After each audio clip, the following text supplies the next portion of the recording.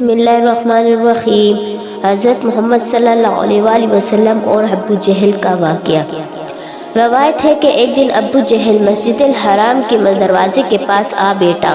پیغمبر اکرم صلی اللہ علیہ وآلہ وسلم مسجد سے باہر تشریف لائے تو اپنا ہاتھ آستین سے باہر لایا اور کہنے لگا، یا محمد صلی اللہ علیہ وآلہ وسلم، بتائے کہ میری مٹھی میں کیا ہے؟ اگر آپ صلی اللہ علیہ وآلہ وسلم نے صحیح جواب دیا تو میں اپنے ساتھیوں سمیت آپ صلی اللہ علیہ وآلہ وسلم پر ایمان لے آؤں گا۔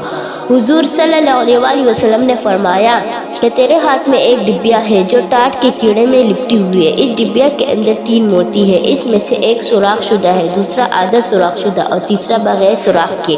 اس ڈبیا میں ایک لال بھی ہے جس کے اندر ایک سرخ کیڑا ہے، کیڑے کے منہ میں ایک سبز پتا ہے۔ ابو جہل کہنے لگا، یہ تو سب ٹھیک ہے لیکن سرخ کیڑے اور سبز پتے کا علم کیسے ہوا؟ آپ صلی اللہ علیہ وآلہ وسلم نے فرمایا، لال توڑ دو، معلوم ہو جائے گا۔ ابو جہل کہنے لگا، میں اس قیمتی لال کو کیسے توڑ دوں؟ ایک صحابی رضی اللہ عنہ کہنے لگے کہ اپنے لال کی قیمت لگا کر اسے توڑ دو، اگر رسول پاک صلی اللہ علیہ وسلم کی بات معاذ اللہ درست نہ ہوئی تو قیمت میں ادا کروں گا۔ ابو جہل اس پر راضی ہو گیا۔ جب لال توڑا گیا تو سب نے دیکھا اس میں ایک چھوٹا سا سرخ کیڑا منہ میں سبز پتلے لیے موجود تھا۔ رسول پاک صلی اللہ علیہ وآلہ وسلم نے اس کیڑے سے دریافت فرمایا کہ تم کب سے اس لال میں ہو؟ کیڑے نے پہلے آپ صلی اللہ علیہ وآلہ وسلم کی خدمت میں سلام عرض کیا، پھر کہنے لگا کہ مجھے معلوم نہیں لیکن اللہ تعالیٰ مجھے روزانہ 3 سبز پتے عطا فرماتا ہے۔